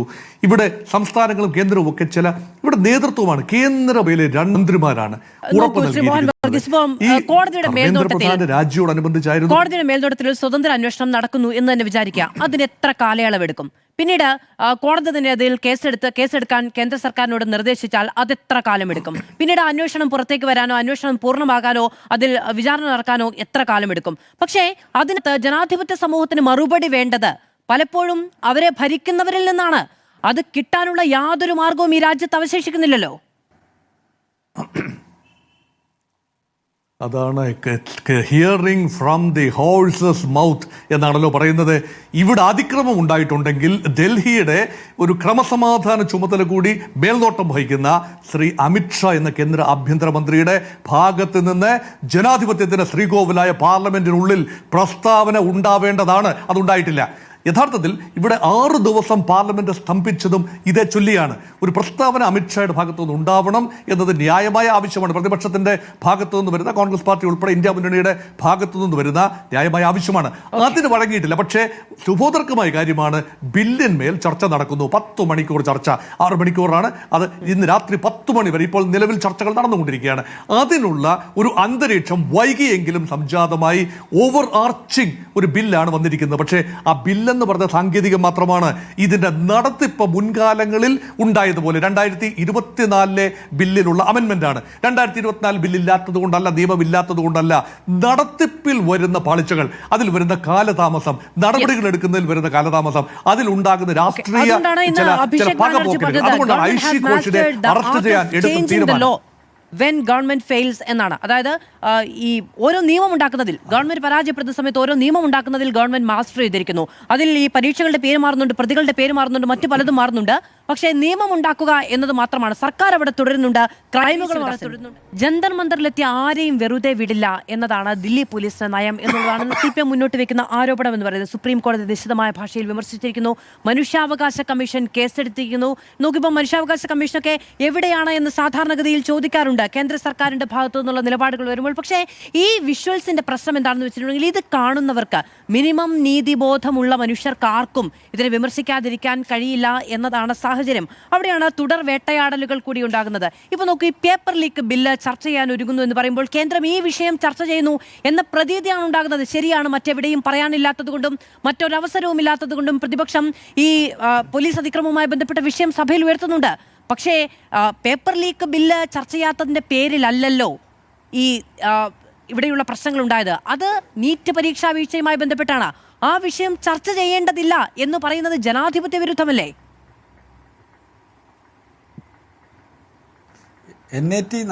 NTA നടത്തിയിട്ടുള്ള പരീക്ഷകളിൽ ബഹുഭൂരിപക്ഷവും പേപ്പർ ലീക്കിൻ്റെ പ്രശ്നം അഭിമുഖീകരിച്ചിട്ടുള്ളവയാണ്. 50ഓളം പരീക്ഷകൾ വീണ്ടും നടത്തേണ്ടി വന്നു.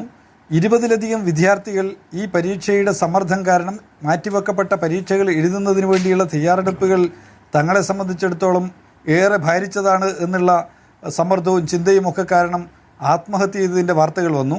വലിയ പ്രയാസകരമായിട്ടൊരു സിറ്റുവേഷൻ NDA പരീക്ഷ എഴുതുന്ന വിദ്യാർത്ഥികൾക്ക് ഉണ്ടായിട്ടുണ്ട് എന്നുള്ളത് യാഥാർത്ഥ്യമാണ്. ഈ വിഷയം പാർലമെൻറ്റിൽ ചർച്ച ചെയ്യണമെന്നുള്ളതാണ് പ്രതിപക്ഷം ആവശ്യപ്പെട്ടത്. അതിനൊപ്പം തന്നെ തുടർന്ന് പോലീസ് വേട്ടയെക്കുറിച്ചും ചർച്ച ചെയ്യണമെന്ന് ആവശ്യപ്പെട്ടു. ഇവിടെ പേപ്പർ ലീക്ക് ബില്ല് എന്ന് പറഞ്ഞാൽ അതെന്താണെന്ന് നമുക്കറിയാം. കണ്ണിൽ പൊടിയിടാനുള്ള ഏർപ്പാട് മാത്രമാണ്. ശിക്ഷ വർദ്ധിപ്പിക്കുക എന്ന് പറഞ്ഞിട്ട് ആ ശിക്ഷയിൽ എന്തെങ്കിലും അങ്ങോട്ടും ഇങ്ങോട്ടും മാറ്റം വരുത്തിയത് കൊണ്ട് ഉണ്ടാവാതെ പോകുന്ന ഒന്നല്ല ഇത്. ഇതൊരു പോളിസിയുടെ പ്രശ്നമാണ്, ഒരു നയത്തിൻ്റെ പ്രശ്നമാണ്. എന്താണ് നയം? NTA എന്ന് പറഞ്ഞ സംവിധാനം എന്തിനാണ് അടിച്ചേൽപ്പിച്ചത്? അത് രാജ്യത്തെ ജനങ്ങളുടെ താല്പര്യം സംരക്ഷിക്കാനല്ല, മറിച്ച് കോച്ചിങ് സെൻ്ററുകൾ ഇങ്ങനെ കൂണുപോലെ മുളച്ചു പൊന്തുന്നതിനും അതിനൊപ്പം BJPയുടെയും RSSൻ്റെയും ഒക്കെ ബന്ധമുള്ളവർക്ക് വലിയ നിലയിൽ കച്ചവട സ്ഥാപനങ്ങൾ നടത്തുന്നതിനുള്ള അന്തരീക്ഷം ഒരുക്കി കൊടുക്കുന്നതിന് വേണ്ടിയുള്ള ഗൂഢാലോചനയുടെ ഭാഗമാണ് എന്നുള്ളത് തുടക്കത്തിൽ തന്നെ ആരോപിക്കപ്പെട്ടിട്ടുള്ള കാര്യമാണ്.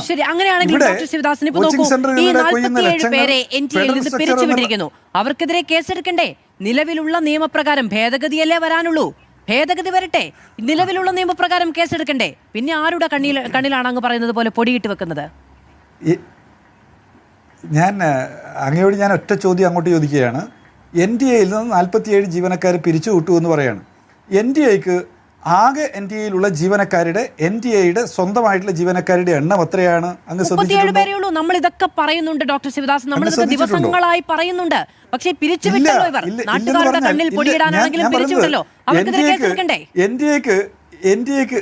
NDAക്ക് അതെ, അങ്ങ് പറഞ്ഞിട്ടുള്ളത് വളരെ കൃത്യമാണ്.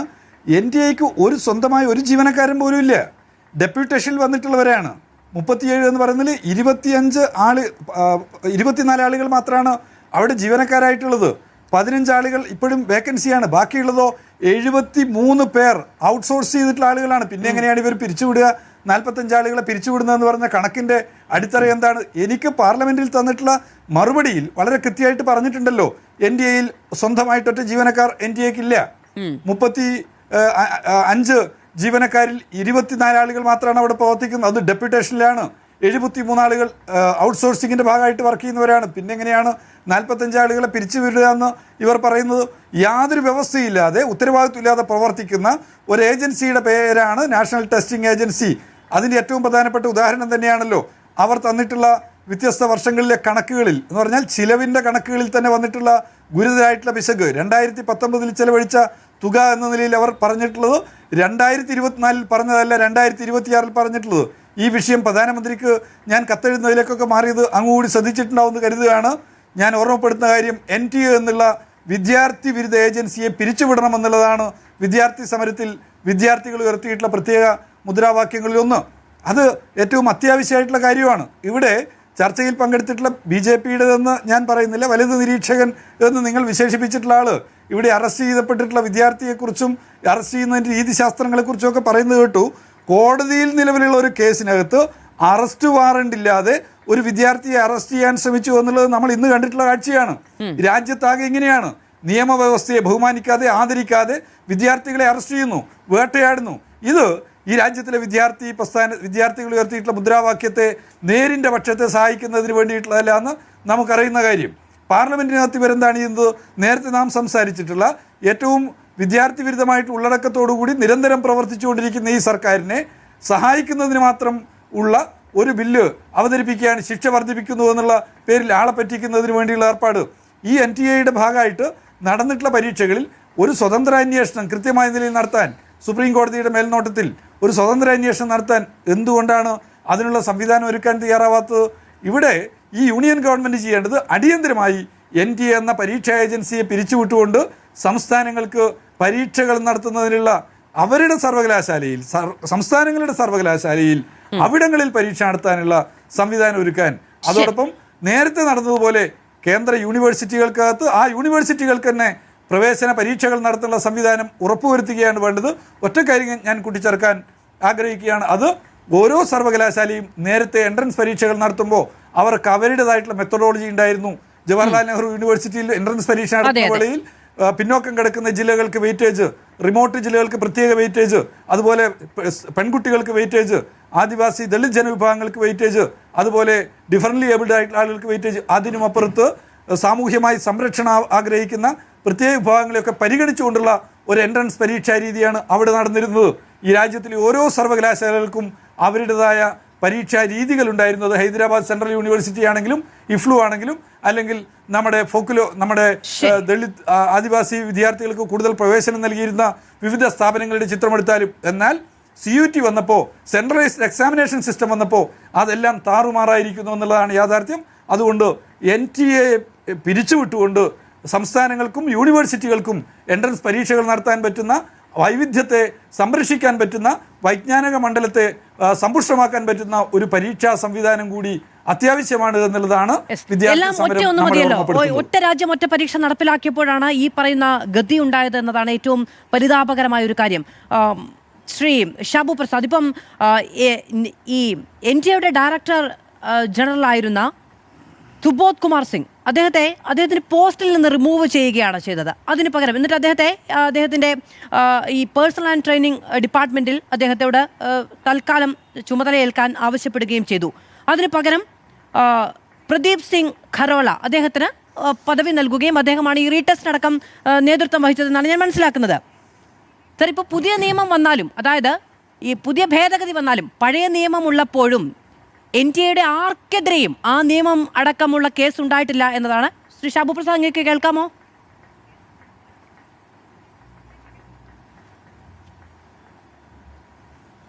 ശ്രീ ഷാബു പ്രസാദ്, അങ്ങേക്ക് കേൾക്കാമോ? ഓക്കെ, ശ്രീ ഷാബു പ്രസാദ്, ഞാൻ ചോദിക്കുകയായിരുന്നു, NTA ഡയറക്ടർ ജനറലിനെതിരെ കേസ് എടുത്തിട്ടില്ല. അദ്ദേഹത്തോട് തൽക്കാലം ആ പോസ്റ്റിൽ നിന്ന് മാറി നിൽക്കാൻ ആവശ്യപ്പെടുകയാണ് ചെയ്തത്. പകരം ചുമതല കൊടുക്കുകയും അയാളാണ് ഈ റീടെസ്റ്റ് അടക്കമുള്ള കാര്യങ്ങൾക്ക് നേതൃത്വം നൽകുകയും ചെയ്തത്. ഇപ്പോൾ ഇവിടെ ഒരു നിയമം ഉണ്ടായിരുന്നു, ആ നിയമപ്രകാരം ആർക്കെതിരെയും കേസെടുത്തിട്ടില്ല. അപ്പോൾ പുതിയ നിയമം വന്നിട്ട് എന്തിനാണ് സാർ? NTA മാറ്റി നിർത്തുന്നുമില്ല ഇനി പൊതുപരീക്ഷകൾക്ക്. അപ്പോൾ ഇനി നടത്തുന്ന പൊതുപരീക്ഷകൾക്ക് ലീക്ക് ഉണ്ടായാലും എന്തുണ്ടായാലും ഇവർക്കെതിരെയും ആർക്കെതിരെയും എടുക്കാനുള്ള കേസെങ്കിൽ പിന്നെന്തിനാണ് ഭേദഗതി എന്ന് എനിക്ക് മനസ്സിലാകുന്നില്ല. അങ്ങേക്ക് മനസ്സിലാകുന്നുണ്ടോ? ഇല്ല, ഇതിപ്പം NTA എന്ന് പറയുന്ന അതിൻ്റെ അകത്ത് ഈ പറഞ്ഞ പോലെ ആ പരീക്ഷാ സിസ്റ്റത്തിൽ പോരായ്മകൾ ഉണ്ടായിരുന്നു. ആ പോരായ്മകൾ പരിഹരിച്ച് മുമ്പോട്ട് പോകേണ്ടത് തന്നെയാണ്. അതിനകത്ത് യാതൊരു സംശയമില്ലാത്ത കാര്യമാണ്. അതിനു വേണ്ടിയിട്ട് ഇപ്പം ബില്ല് കൊണ്ട് ഇപ്പം ഇതിന്റെ പരീക്ഷ ലീക്ക് ഉണ്ടായി കഴിഞ്ഞാൽ, പേപ്പർ ലീക്ക് ഉണ്ടായി കഴിഞ്ഞാൽ എന്ത് ശിക്ഷാ നടപടികളെ പറ്റിയുള്ള ബില്ലാണ് പാർലമെന്റിൽ വന്നിരിക്കുന്നത്. അതിനോടൊപ്പം നന്ദൻ നിലേകനിയുടെ നേതൃത്വത്തിലുള്ള വലിയൊരു ടാസ്ക് ഫോഴ്സിനെയും കൂടെ ഇതിന്റെ അകത്ത് ഇപ്പോൾ ഫോം ചെയ്തിട്ടുണ്ട്. ഈ കാര്യങ്ങൾ, പരീക്ഷാ നടപടികൾ, പരീക്ഷാ സിസ്റ്റം പരിഷ്കരിക്കേണ്ടത് അത് രാഷ്ട്രീയ പാർട്ടി ഗവൺമെന്റിന് ഒരു പോളിസി മേക്കിങ്ങിലേ പറ്റുള്ളൂ. അതേസമയം അതിന് ചെയ്യേണ്ടത് അതിന്റെ ടെക്നോക്രാറ്റുകളും അതിന്റെ എക്സ്പെർട്സുമാണ് അത് ചെയ്യേണ്ടത്. അത് ടെക്നോളജി ഉപയോഗിച്ചാണ് ചെയ്യേണ്ടത്. അതും ഇതിന്റെ ഒപ്പം നടക്കുന്നുണ്ട്. മാധു, നിങ്ങൾ എല്ലാ മാധ്യമങ്ങളും റിപ്പോർട്ട് ചെയ്തതാണ്. ഞാൻ ചോദിച്ചതല്ല, ഇനിയുള്ള പരിഷ്കരണങ്ങൾ, ഇനിയുള്ള ടാസ്ക് ഫോഴ്സിന്റെ ശുപാർശകൾ ഇതൊക്കെ നടപ്പിലാകട്ടെ. ഞാൻ ചോദിച്ചതല്ല. രാജ്യത്ത് ഇപ്പോൾ നടപ്പിലാക്കുന്നത് നിയമനിർമ്മാണമല്ല, നിയമ ഭേദഗതിയാണ്. അതായത് ഇവിടെ 2024 നിയമം ഉണ്ടായിരുന്നു. അതിൽ കൂടുതൽ കർശനമായ വ്യവസ്ഥകളോടെ അതിന്റെ പിഴയും ശിക്ഷാ കാലാവധിയും അടക്കം വർദ്ധിപ്പിച്ചുകൊണ്ട് കർശനമായ ശിക്ഷ ഉറപ്പുവരുത്തുന്ന ഭേദഗതി ഉണ്ടാകുന്നു. 2024 നിയമം ഇവിടെയുണ്ട് സാർ. നീറ്റ് പരീക്ഷാ ചോർച്ചയുമായി ബന്ധപ്പെട്ട് ഉത്തരവാദികൾ ഈ NTA ആണ്. NTAയിൽ നിന്ന് പിരിച്ചുവിടപ്പെട്ടു എന്ന് അവകാശപ്പെടുന്ന 47 പേർക്കോ NTAയുടെ ഈ പറയുന്ന ഡയറക്ടർ ജനറലിനെതിരെയോ ആ നിലവിലുണ്ടായിരുന്ന നിയമപ്രകാരം കേസെടുത്തിട്ടില്ല. അപ്പൊ പുതിയ നിയമം കൊണ്ടുവന്നാൽ ആർക്കെതിരെ എടുക്കണം? ഈ ചോർച്ച നടന്നത് ജാർഖണ്ഡിലെ ഒരു സ്കൂളിലാണ്. അതേപോലെ തന്നെ മഹാരാഷ്ട്രയിലെ കുൽക്കർണി എന്ന് പറയുന്ന ഒരു ക്വസ്റ്റ്യൻ പേപ്പർ പ്രാദേശിക ഭാഷയിലേക്ക് ട്രാൻസ്ലേറ്റ് ചെയ്യുന്ന ഒരു ട്രാൻസ്ലേറ്ററുടെ കളിയാണ്. ഇത് പ്രാദേശിക തലത്തിൽ, ലോക്കൽ തലത്തിൽ നടന്ന ഒരു ക്രൈമാണ്, മോഷണമാണ്, കുറ്റകൃത്യമാണ്. അതിന് ഇപ്പം ഡൽഹിയിൽ ഇരിക്കുന്ന NTA ആൾക്കാരെ കുറ്റം ചുമർത്തി ജയിലിലടയ്ക്കാൻ കഴിയില്ല. ഡൽഹിയിൽ ഇരിക്കുന്ന മന്ത്രിയെ വീട്ടിൽ പറഞ്ഞു വിടാം, പിന്നെയാണോ? അതവിടെ നിൽക്കട്ടെ. കാര്യം അതിന്റെ മന്ത്രി പോകുന്നതൊക്കെ അതിന്റെ ആ ഒരു വശം വേറെയാണ്. അല്ലാതെ ഇപ്പൊ മന്ത്രിയെ ജയിലിലടയ്ക്കാൻ പറ്റുമോ? മന്ത്രിയെ പറ്റില്ല, ഒരിടത്തും പറ്റില്ല. കാര്യം ഇതിന്റെ അകത്ത് ആ കുറ്റകൃത്യത്തിൽ ഇൻവോൾവ് ആയിരിക്കുന്നവർ, എന്തായാലും ജാർഖണ്ഡ് മുഖ്യമന്ത്രിയോ അല്ലെങ്കിൽ അതിന് ഉത്തരവാദിത്തപ്പെട്ടവരോ രാജിവെക്കണമെന്ന് ആരും ഇവിടെ പറഞ്ഞിട്ടില്ല. കാര്യം അത് നടപ്പിലാക്കാൻ, ഈ പരീക്ഷ സുതാര്യമായി കുറ്റമറ്റതായി ചോർച്ചയില്ലാതെ നടപ്പിലാക്കാൻ ഉത്തരവാദിത്തം NTA-ക്കാണ്. അപ്പോ ഈ നിയമം ഉണ്ടാക്കി വെച്ചിട്ട് അങ്ങ് പറഞ്ഞതുപോലെ ആർക്കെതിരെയും കേസെടുക്കാൻ കഴിയില്ലെങ്കിൽ പിന്നെന്തിനാണ് സാർ നിയമം? ശരി, അങ്ങ് പറഞ്ഞത് ഞാൻ വിശ്വാസത്തിലെടുക്കുന്നു. ആർക്കെതിരെയും കേസെടുക്കാൻ കഴിയില്ല, പിന്നെന്തിനാണ് നിയമവും ഭേദഗതിയും? ഇതിന്റെ അകത്ത് ഈ കുറ്റകൃത്യത്തിൽ ഇൻവോൾവ് ആയിരിക്കുന്നവരെ എല്ലാവരെയും കേസെടുത്ത് അകത്താണ് കിടക്കുന്നത്. CBI അന്വേഷണം നടക്കുകയാണ്. ഇനി ഈ CBI അന്വേഷണത്തിൽ കൂടുതൽ കുറ്റക്കാർ, ഇനിയിപ്പോ ഈ NTA അവിടുത്തെ ഇപ്പൊ ഈ പിരിച്ചുവിടപ്പെട്ട ജീവനക്കാർക്ക് പങ്കുണ്ട് എന്ന് കണ്ടാൽ തീർച്ചയായിട്ടും ചെയ്യും. അതിനകത്ത് എന്താ സംശയം? ഇപ്പൊ ഒരു കാര്യമില്ല. അല്ല, ഈ പിരിച്ചുവിട്ടവർക്കെതിരെ കേസെടുക്കാതെ എങ്ങനെയാണ് അവർ കുറ്റക്കാരാണോ ഇല്ലയോ എന്ന് കണ്ടെത്തുക? കേസെടുത്ത് കുറ്റപത്രം സമർപ്പിച്ച വിസ്താരമൊക്കെ നടന്നാലല്ലേ കുറ്റക്കാരാണെന്ന് കണ്ടെത്താൻ കഴിയൂ? അന്വേഷണം നടക്കല്ലേ മാധു, അന്വേഷണം നടക്കട്ടെ. അതിന്റെ ഇത് റിസൾട്ട് വേണ്ട. ഞാനിപ്പോ ഒറ്റ കാര്യം ഞാൻ ചോദിക്കുന്നു. ഇപ്പം ധർമ്മേന്ദ്ര പ്രധാൻ വ്യക്തിപരമായിട്ടോ അദ്ദേഹത്തിന്റെ ബന്ധുക്കളോ അദ്ദേഹത്തിന്റെ ഓഫീസോ ഇതിന്റെ അകത്ത് നേരിട്ട് ഇൻവോൾവ് ചെയ്തു എന്നുള്ളതിന് ഇവർ ഈ പറഞ്ഞ പോലെ CJP-യോ CPM-ഓ ആരും ആരോപണം ഉന്നയിച്ചിട്ടില്ല. ആർക്കും അങ്ങനെ സംശയവുമില്ല. പക്ഷേ ഇതിന്റെ അകത്ത് നേരിട്ട് ഇൻവോൾവ് ചെയ്ത അതായത് ആ ലോക്കൽ ജാർഖണ്ഡിലെയും ഒക്കെ ആൾക്കാർ, അവർക്കെതിരെ എന്താണ് ഒരു രാജ്യാഹ്വാനമോ അല്ലെങ്കിൽ ഒരു പ്രക്ഷോഭമോ ഒരു ആരോപണമോ ഇവർ ഉയർത്താത്തത്? മാധു, എന്റെ ബോധ്യം എന്താണെന്ന് വെച്ചിട്ടുണ്ടെങ്കിൽ ഇത് ആദ്യത്തെ പേപ്പർ ലീക്ക് അല്ല. 2024 നീറ്റ് പരീക്ഷയുമായി ബന്ധപ്പെട്ട് പേപ്പർ ലീക്ക് ഉണ്ടാകുന്നു, അതിനുശേഷം നിയമനിർമ്മാണം ഉണ്ടാകുന്നു. ഇപ്പൊ നിയമനിർമ്മാണമാണ് ഇതിന് പരിഹാരമെങ്കിൽ 2024 നിയമനിർമ്മാണത്തിന് ശേഷം ഇപ്പോൾ പേപ്പർ ലീക്ക് ഉണ്ടാകാൻ പാടില്ല. അപ്പോൾ ഇപ്പോൾ ഈ കാണിക്കുന്ന ഭേദഗതിയും വെള്ളത്തിൽ വരച്ച വര പോലെയാണെന്ന് വിചാരിക്കാനുള്ള സാധ്യതകൾ നമ്മുടെ മുന്നിലുണ്ട്. അപ്പൊ ഇത് ഉറപ്പുവരുത്തുന്നു എന്ന് പറഞ്ഞതിന് ശേഷം നിയമനിർമ്മാണം മാത്രമല്ല, ഇതിന്റെ ഒപ്പം വലിയ പരിഷ്കരണം നടക്കുക. അടുത്ത വർഷം മുതല് ഇത് പേപ്പർലെസ് ആണ്, ഹൈലി എൻക്രിപ്റ്റഡ്, ഡബിൾ എൻക്രിപ്റ്റഡ് ആയിട്ടുള്ള സിസ്റ്റമാണ് ഇംപ്ലിമെന്റ് ചെയ്യുന്നത്. അതിനു വേണ്ടിയിട്ടാണ് ആ പണി അറിയാവുന്നവരെ ISRO മുൻ ചെയർമാൻ സോമനാഥും നന്ദൻ നിലകേനി ആരാണ്? അദ്ദേഹം സ്ഥാനാർത്ഥിയായിട്ട് ബാംഗ്ലൂർ മത്സരിച്ച ആളാണ്. പക്ഷെ അദ്ദേഹത്തിന്റെ ടെക്നിക്കൽ എക്സ്പെർട്ടൈസ് അത് വളരെ വിലപ്പെട്ടതാണ്. ഇവിടെ ഒരു രാഷ്ട്രീയവുമല്ല ഇവിടെ നോക്കുന്നത്. അത് ചെയ്യാൻ അറിയാവുന്ന ടെക്നോക്രാറ്റ്സിനെയാണ് ഇവിടെ അതിന്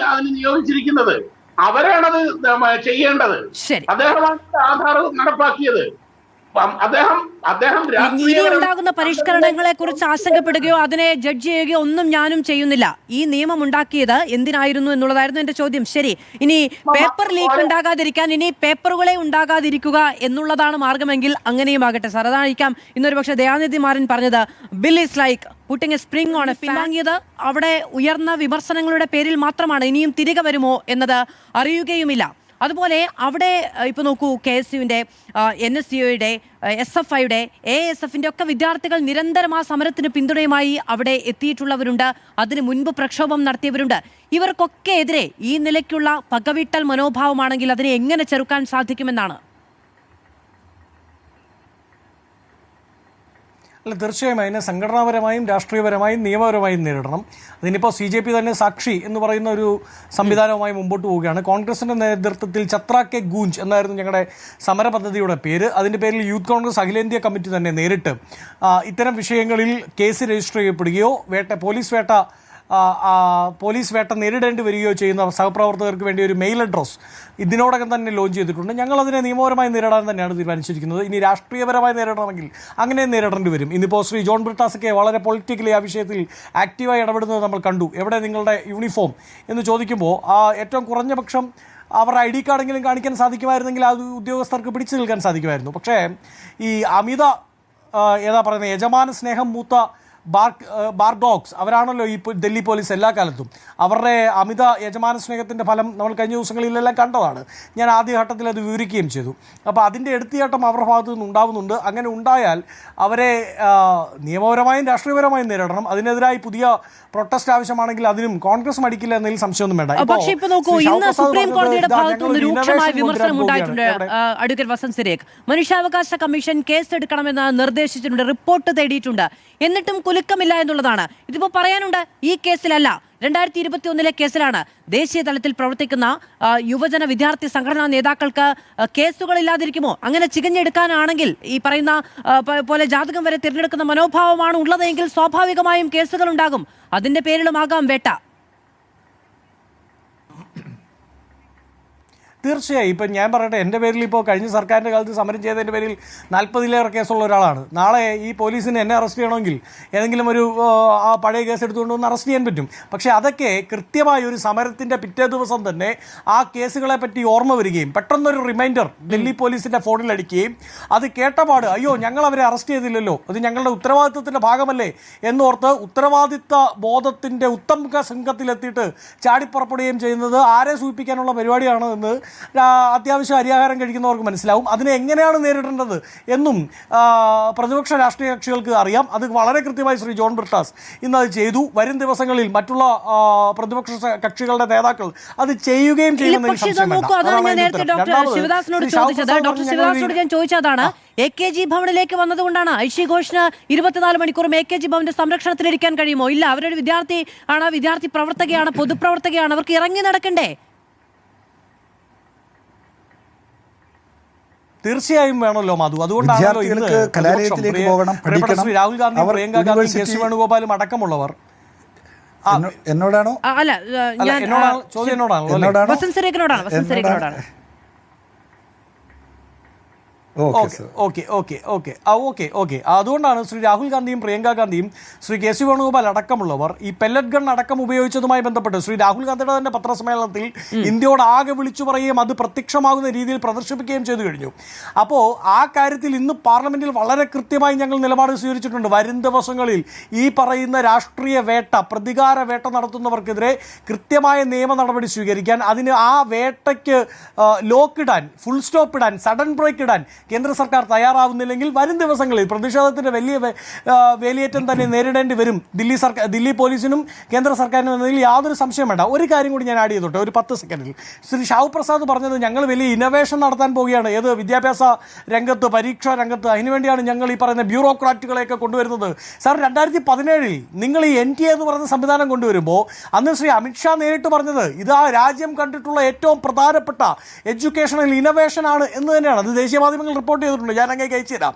അപ്പോൾ അന്ന് നിങ്ങൾ കൊണ്ടുവന്ന ഇന്നോവേഷനെ തിരുത്തി വായിക്കാൻ, അന്ന് നിങ്ങൾ കൊണ്ടുവന്ന ഇന്നോവേഷൻ ഒരു ഉട്ടോപ്യൻ തന്ത്രമായിരുന്നു എന്ന് നിങ്ങൾക്ക് മനസ്സിലായതുകൊണ്ടാണ് പിന്നെ പുതിയൊരു ഇന്നോവേഷനുമായി വരേണ്ടി വരുന്നത്. നേരത്തെ പ്രിയപ്പെട്ട MP പറഞ്ഞു ഏതാണ്ട് 32 പേർ മാത്രമാണ് ആ സംവിധാനത്തിലുള്ളത്. ആ 32 പേരും പെർമനന്റ് സ്റ്റാഫല്ല, 152 പേരെ മറ്റുള്ള ഡിപ്പാർട്ട്മെന്റുകളിൽ നിന്ന് കൊണ്ടുവന്നിട്ടുണ്ട്. ഒരു സെക്യൂരിറ്റി ഇല്ല. Who is responsible for NTA എന്നൊരു ചോദ്യം ചോദിച്ചാൽ അവിടെ വാലാട്ടി കാണിക്കാൻ ഒരു പട്ടി പോലും ഇല്ല. ആ കോമ്പൗണ്ടിനുള്ളിൽ NTAയുടെ ഉള്ളിൽ 158 പേപ്പറുകൾ ലീക്ക് ചെയ്യപ്പെട്ട് നാഷണൽ ക്രൈം റെക്കോർഡ്സ് ബ്യൂറോയുടെ കണക്ക് പ്രകാരം 28 പേർ ആത്മഹത്യ ചെയ്ത്, അല്ലാതെ നാഷണൽ ഏജൻസികളും പത്രങ്ങളും റിപ്പോർട്ട് ചെയ്യുന്നത് ശരിയാണെങ്കിൽ 96 കുട്ടികളുടെ ആത്മഹത്യക്ക് വഴിവെച്ചൊരു സംവിധാനം. ആ സംവിധാനത്തിൽ ആരാണ് അതിൻ്റെ ഉത്തരവാദി എന്ന് ചോദിച്ചാൽ ഇപ്പം മന്ത്രി രാജിവെച്ചു എന്ന് പറഞ്ഞാൽ അതിൽ ഉത്തരവാദിത്തപ്പെട്ട ഒരാൾ വേണം. അതുകൊണ്ട് റീകോൺസ്റ്റിറ്റ്യൂഷൻ ഓഫ് NTA ഉണ്ടായേ മതിയാവൂ.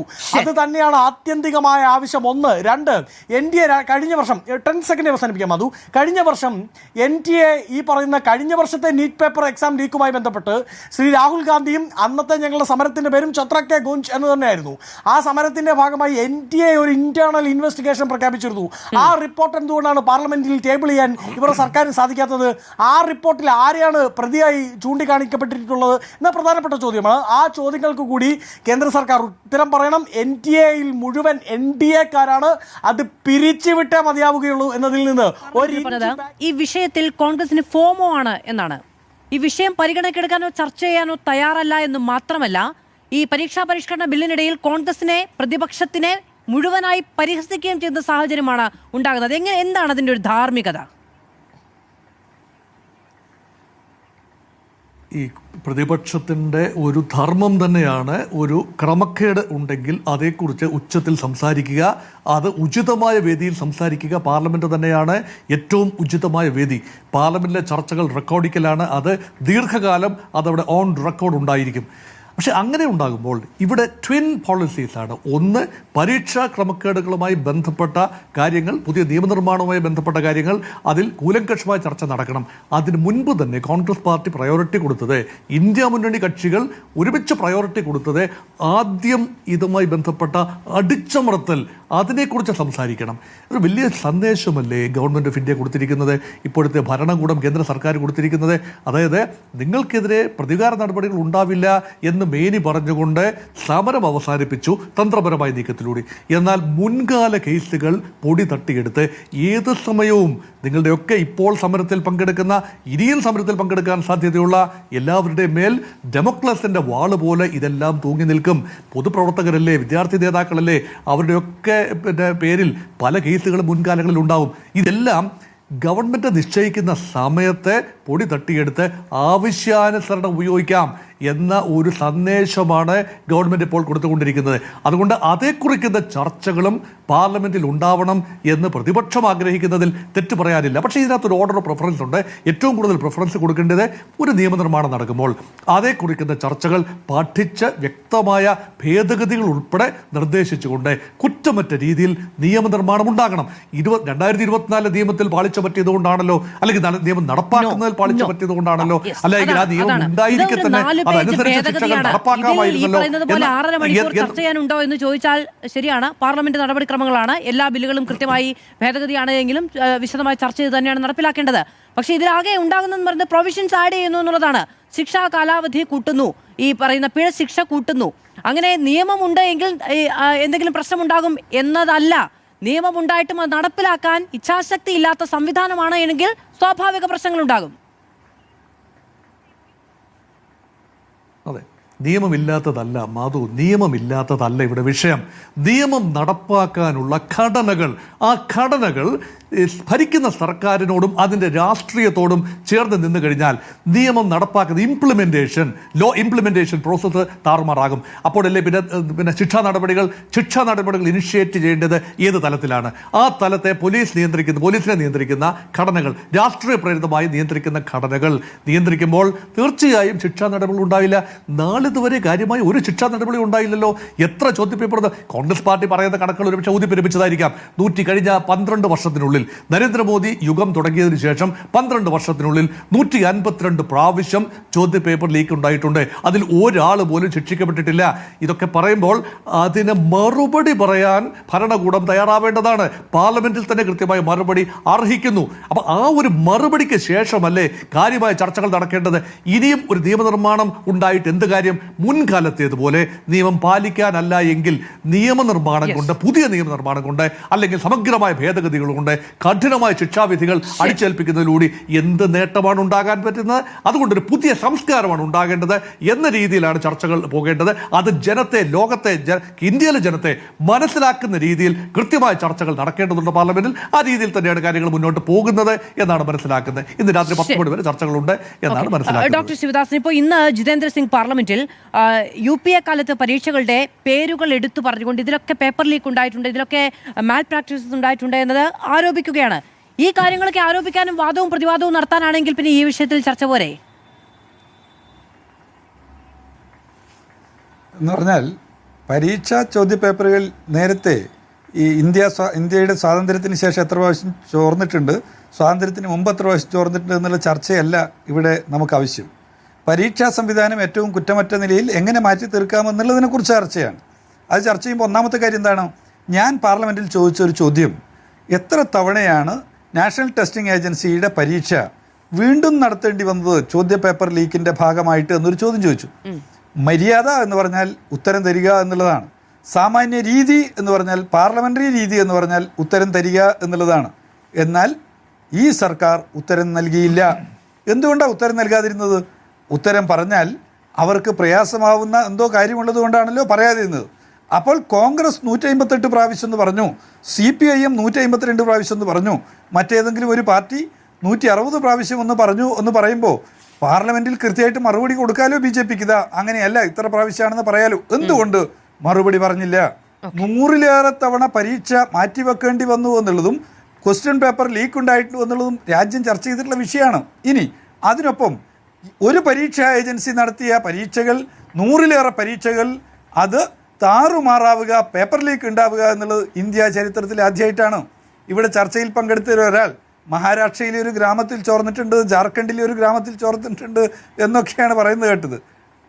മഹാരാഷ്ട്രയിലെ ഗ്രാമത്തിലും ജാർഖണ്ഡിലെ ഗ്രാമത്തിലും മാത്രമല്ല, 100-ലേറെ തവണ പരീക്ഷാ ചോദ്യപേപ്പറുകളുടെ ലീക്ക് ഉണ്ടായപ്പോൾ വന്നിട്ടുള്ള ആക്ഷേപം എന്നുള്ളത് പല ഘട്ടത്തിലും BJPയുടെ അല്ലെങ്കിൽ RSSൻ്റെ അടുത്ത ബന്ധമുള്ളവർ നടത്തുന്ന സ്ഥാപനങ്ങളിലാണ് ഇത്തരത്തിൽ ചോദ്യപേപ്പറുകൾ ചോർന്നിട്ടുള്ളത് എന്നുള്ള ആക്ഷേപങ്ങളാണ് ഉയർന്നു വന്നിട്ടുള്ളത്.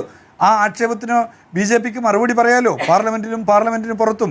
എന്തേ പറയാത്തത് എന്നുള്ളതാണ് ചോദ്യം. ഇവിടെ പരീക്ഷാ സംവിധാനത്തെ തങ്ങളുടെ കച്ചവടവൽക്കരണ നയവുമായിട്ട് ചേർത്ത് വെച്ചു. പരീക്ഷാ സംവിധാനത്തെ BJPയുടെ RSSൻ്റെ വർഗീയ പ്രചരണത്തിനുള്ള അജണ്ടയുമായിട്ട് ചേർത്ത് വെച്ചു. അതിൻ്റെ ഭാഗമായിട്ടാണ്, NEPയുടെ ഭാഗമായിട്ടാണ് ഇത്തരത്തിലൊരു പരീക്ഷാ സംവിധാനം ഉണ്ടാവുന്നത്, നാഷണൽ ടെസ്റ്റിംഗ് ഏജൻസി വന്നത്. അപ്പോൾ ഞാൻ ഉൾപ്പെടെയുള്ളവർ ഈ വിദ്യാർത്ഥി സമരത്തിന് പിന്തുണയുമായി ജന്തർ മന്ദറിൽ എല്ലാ ദിവസങ്ങളിലും എത്തിയിട്ടുള്ള ആളുകളുടെ പ്രതിനിധികൾ എന്ന നിലയിൽ ഞങ്ങൾ ഉറപ്പിച്ച് പറയുന്നത്, നാഷണൽ ടെസ്റ്റിംഗ് ഏജൻസി എന്ന എല്ലാ അർത്ഥത്തിലും വിദ്യാർത്ഥികളെ വഞ്ചിക്കുന്ന, വിദ്യാർത്ഥികളുടെ പരീക്ഷാ സംവിധാനത്തെ താറുമാറാക്കുന്ന വർഗീയ പ്രചരണത്തിന് വേണ്ടി രൂപപ്പെടുത്തിയിട്ടുള്ള NEPയുടെ ഭാഗമായിട്ടുള്ള NTA പിരിച്ചുവിടണം എന്നുള്ളതാണ് സംസ്ഥാനങ്ങൾക്കും സർവകലാശാലകൾക്കും അവരുടെ വൈവിധ്യങ്ങൾ നിറഞ്ഞിട്ടുള്ള താല്പര്യങ്ങളെ കൂടി വെച്ചുകൊണ്ട് പരീക്ഷകൾ നടത്തുന്നതിനുള്ള അവസരം ഒരുക്കി വിദ്യാഭ്യാസത്തിൻ്റെ ഫെഡറലിസത്തെ ഉയർത്തിപ്പിടിക്കണം എന്നുള്ളതാണ് ഞങ്ങൾ പാർലമെന്റിനകത്ത് മുന്നോട്ട് വെക്കുന്ന. ശരി, പാർലമെന്റിൽ നടക്കുന്ന ചർച്ചകളിലൂടെ അതിന് വഴിയൊരുങ്ങട്ടെ എന്നുള്ളതാണ് ഓരോ ഇന്ത്യക്കാരനും വിചാരിക്കുന്നത്. അതിനൊപ്പം തന്നെ നിയമലംഘനം ഉണ്ടായിട്ടുണ്ടെങ്കിൽ അതിന് ഉത്തരവാദികളായവർ ആരാണോ അവർ മറുപടി പറയണം എന്നതുകൂടിയാണ് ജനാധിപത്യത്തിന്റെ പ്രതീക്ഷ. വളരെയധികം നന്ദി പാനലിസ്റ്റുകൾക്കും പ്രേക്ഷകർക്കും.